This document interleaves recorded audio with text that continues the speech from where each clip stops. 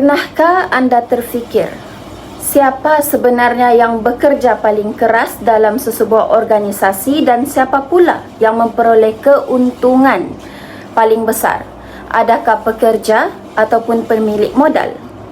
Persoalan inilah yang dibincangkan oleh Harry Bravman dalam teorinya Labour and Monopoly Capital. Walaupun teori ini diperkenalkan lebih 50 tahun yang lalu, ia masih sangat relevan dalam dunia pekerjaan hari ini. Harry Bravman merupakan seorang ahli teori buruh yang terkenal melalui bukunya Labour and Monopoly Capital. Menurut beliau, dalam sistem kapitalisme, matlamat utama pemilik modal adalah untuk memaksimumkan keuntungan. Oleh itu, majikan akan mengawal proses kerja melalui pembahagian tugas, penyediaan, penggunaan teknologi dan penyusunan kerja supaya produktiviti dapat dipertingkatkan. Bravman ni dia percaya bahawa apabila proses kerja semakin dikawal oleh majikan, pekerja akan mempunyai kurang kawalan terhadap pekerjaan mereka. Oleh sebab itu, teori beliau masih digunakan sehingga hari ini untuk memahami hubungan antara modal dan juga tenaga buruh. Antara konsep yang paling penting dalam teori Bravman ini ialah labor process, iaitu bagaimana majikan itu mengawal dan menyusun proses kerja bagi meningkatkan produktiviti dan keuntungan. Majikan akan menentukan bagaimana kerja itu dilakukan, siapa yang melakukannya, dan bagaimana prestasi pekerja dipantau. Jika dikaitkan dengan kajian di Kampung Mesilau, pekerja homestay tidak hanya melakukan satu tugas sahaja, mereka turut mengurus tempahan pelanggan, housekeeping, penyelenggaraan dan khidmat pelanggan.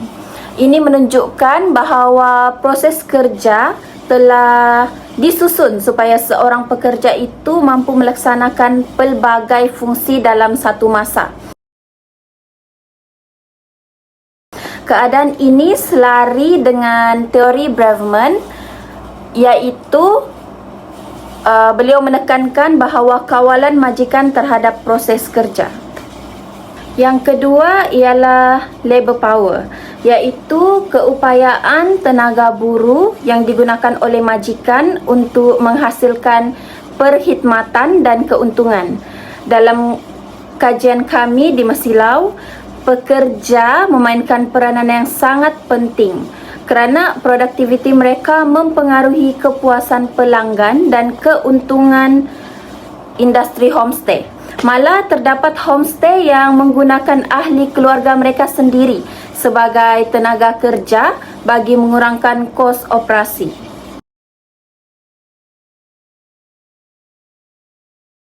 Dari aspek labor price, kami mendapati sebahagian pekerja menerima gaji sekitar 1,700.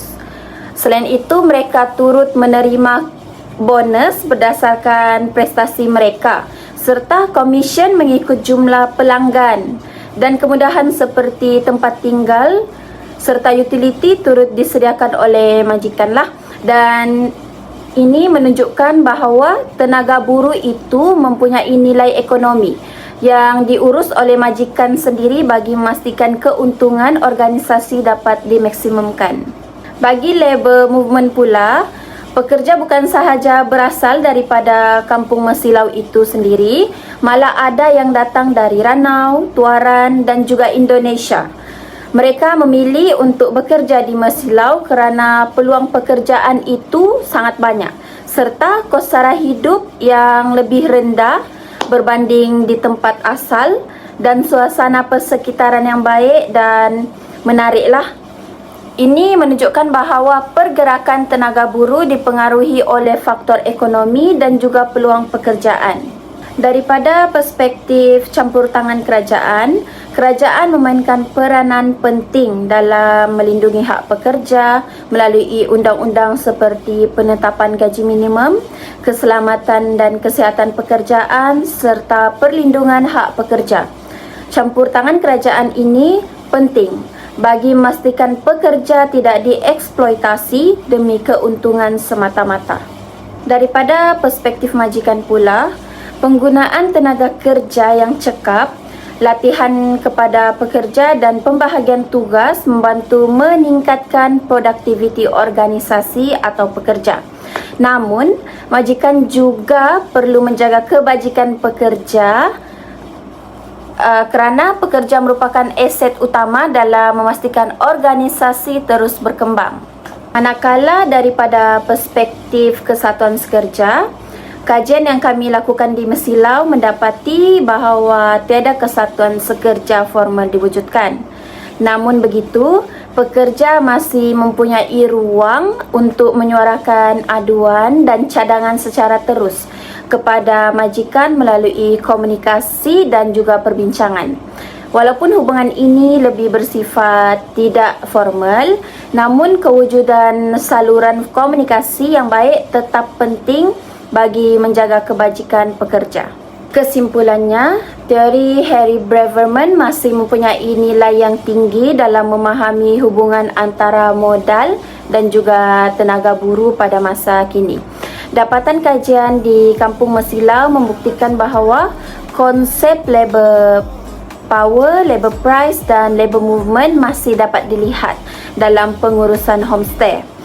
Pada masa yang sama, campur tangan kerajaan, tanggungjawab majikan dan suara pekerja melalui saluran komunikasi atau kesatuan sekerja adalah penting bagi memastikan hubungan perusahaan yang adil, produktif dan harmoni.